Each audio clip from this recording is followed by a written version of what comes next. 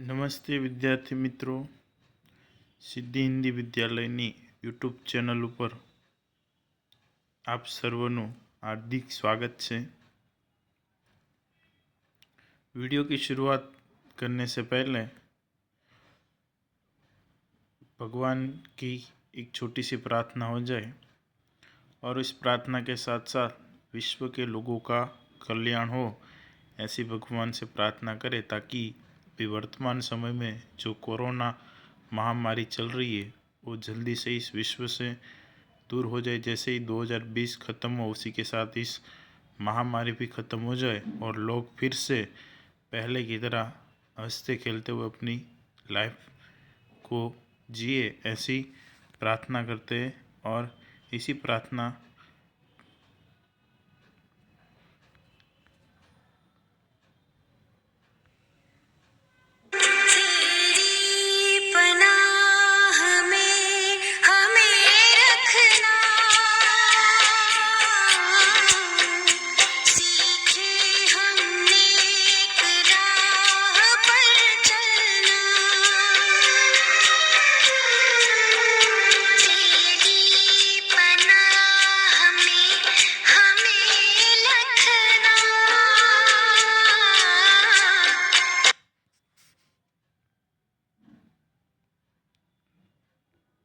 इसी सुंदर प्रार्थना के पश्चात आगे बढ़ते हैं।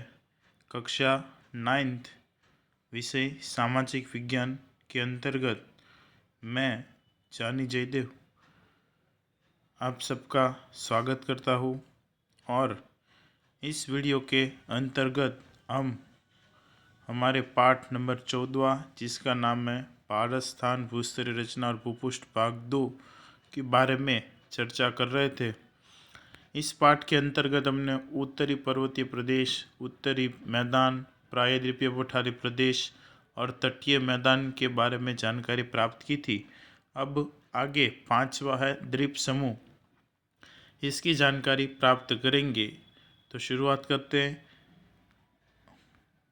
ये जो तुम्हारे स्क्रीन के ऊपर अभी पिक्चर आई है, दिखाई दे रही है, वो है अंडमान की है। जो हमारे द्वीप समूह है, भारत के 2 द्वीप समूह है, अंडमान निकोबार और लक्षद्वीप। ये भारत के मुख्य 2 द्वीप समूह हैं। इन द्वीप समूहों के बारे में ही हमें इस वीडियो के अंदर चर्चा करनी है।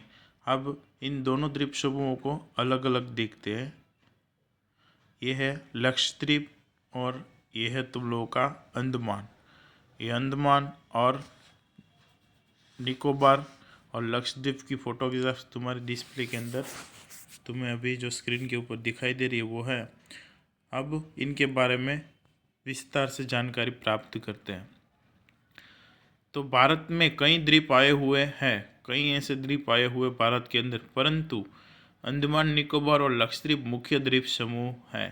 भारत में तो ऐसे कई द्वीप आए हुए हैं जो समुद्र किनारे स्थित है या फिर छोटी नदियों के किनारे या फिर समुद्रों के बीच में ऐसे कई द्वीप हैं। समुद्री किनारे पर भी ऐसे कई द्वीपों का निर्माण हुआ, लेकिन इन सब में अंडमान और निकोबार लक्षद्वीप मुख्य द्वीप समूह है।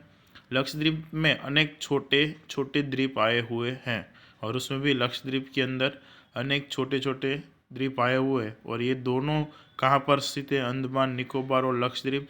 तो ये दोनों द्वीप समूह अरब सागर में केरल तट से थोड़ी दूरी पर ये स्थित है।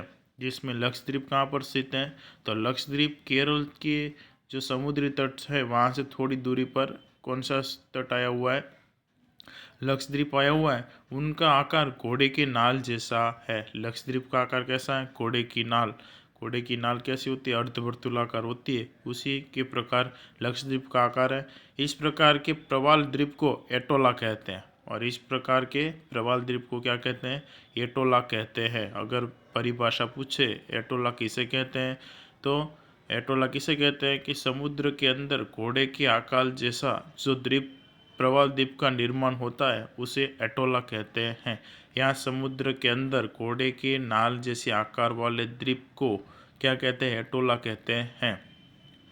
उसके पश्चात अन्य द्वीपों में बंगाल की खाड़ी में स्थित अंडमान निकोबार का समावेश होता है। अन्य द्वीपों के अंदर जो बंगाल की खाड़ी है, पश्चिम बंगाल और तमिलनाडु और आंध्र प्रदेश और उड़ीसा, इसके पास में जो समुद्र दिखाई देता है वो है तो कौन सा सागर है? हिंद महासागर है। लेकिन हमारे यहाँ उसको किस नाम से जाना जाता है? बंगाल की खाड़ी के नाम से जाना जाता है। तो बंगाल की खाड़ी से थोड़ी दूरी पर स्थित है अंडमान और निकोबार। यहाँ द्वीपों की संख्या अधिक है। लक्षद्वीप की तरह यहाँ पर द्वीपों की संख्या अधिक है और ये भारतीय तट से दूर हैं। और जो लक्षद्वीप है वो नज़दीक है, जबकि अंडमान और निकोबार भारतीय तट से दूर है। वहाँ पर्वत श्रेणियाँ हैं और इनमें कुछ द्वीप ज्वालामुखी की प्रक्रिया से बने हैं। ये द्वीप 350 किलोमीटर के भी विस्तार में फैले हुए थे। ये व्यूहात्मक सुरक्षा की दृष्टि से अतिशय महत्वपूर्ण है। और ये द्वीप 350 किलोमीटर की विस्तार में फैले हुए हैं। और इन द्वीपों का निर्माण किस प्रकार से हुआ है? ज्वालामुखियों की वजह से इन द्वीपों का निर्माण हुआ ऐसा माना जाता है। और ये व्यूहात्मक सुरक्षा की दृष्टि से अतिशय महत्वपूर्ण है। और सुरक्षा की दृष्टि से, व्यूहात्मक दृष्टि से अतिशय महत्वपूर्ण है, क्योंकि यहाँ पर पहुँचना हर किसी के लिए संभव नहीं है। पहले तुम लोगों ने अंग्रेजों के ज़माने के अंदर देखा हो तो पढ़ा होगा उसके अंदर कि भाई जो हमारे क्रांतिकारी थे उन लोगों को अंडमान और निकोबार की जेलों के अंदर सड़ने के लिए भेज दिया जाता था, क्योंकि वहाँ पर खाने पीने को कुछ मिलना नहीं था। लेकिन वर्तमान समय में अंडमान और निकोबार में प्रजातियाँ भी निवास करती, आदिवासी प्रजातियाँ, कई ऐसी प्रजातियाँ जो वहाँ पर अभी निवास करती है। और अंडमान और निकोबार के विकास के लिए वर्तमान हमारे प्रधानमंत्री नरेंद्र मोदी जी ने कई ऐसी योजनाएं, कई ऐसे प्रोजेक्ट पारित करके इन दोनों द्वीपों का विकास और इन दोनों को पर्यटन के लिए खूब विकसित किया है। अगर आप लोग भी कभी जाना चाहो तो इन द्वीपों पर घूमने जा सकते हो। ये अभी तुम्हारी स्क्रीन के ऊपर जो फोटो आई है वो है अंडमान और निकोबार के अंदर स्थित है, जो विश्व के 5 मुख्य ज्वालामुखियों में से प्रमुख है बैरन ज्वालामुखी। एक ऐसा सक्रिय ज्वालामुखी है जो भारत के अंदर आया हुआ है। और ये कब सक्रिय हुआ था? 8 मई 2005 के अंदर ये बैरन ज्वालामुखी सक्रिय हुआ था। और अभी भी सक्रिय अवस्था में कहाँ पर स्थित है? अंडमान और निकोबार के अंदर स्थित है। उसके पश्चात ये जो दूसरी फोटोग्राफ्स तुम लोगों को दिखाई दे रही है वो उसके ही नज़दीक में बैरन ज्वालामुखी और बैरन द्वीप समूह के अंदर है। और जो नारकोडम द्वीप समूह है उसके अंदर ये सुसुप्त ज्वालामुखी दिखाई दे रहा है, जो नारकोडम है। इमेज के अंदर जो एक पर्वत जैसा काला काला दिखता है वो कौन सा है? नारकोडम ज्वालामुखी है। तो ये सिर्फ तुम लोगों की जानकारी के लिए था कि भाई ये 2 महाद्वीप आए हुए हैं। कौन कौन से महाद्वीपों के अंदर ये 2 ज्वालामुखी आए हुए हैं।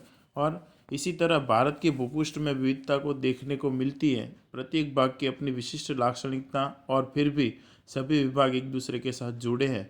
देश की समृद्धि में उनका सबका विशेष योगदान है।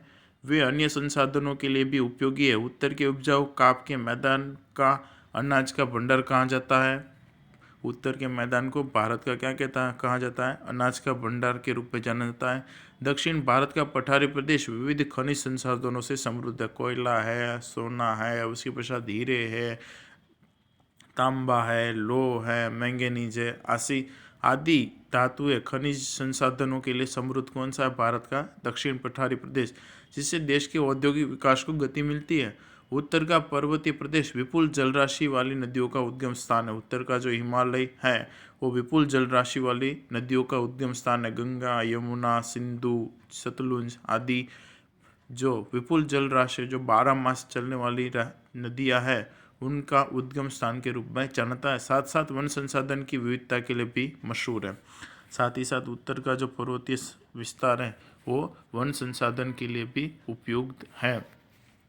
तो ये हो गया तुम लोगों का कौन सा? तो भारत की भूपृष्ठ के 5 भाग हैं, जिसके अंतर्गत कौन कौन से हमने देखे? पहला उत्तर का पर्वतीय मैदान, दूसरा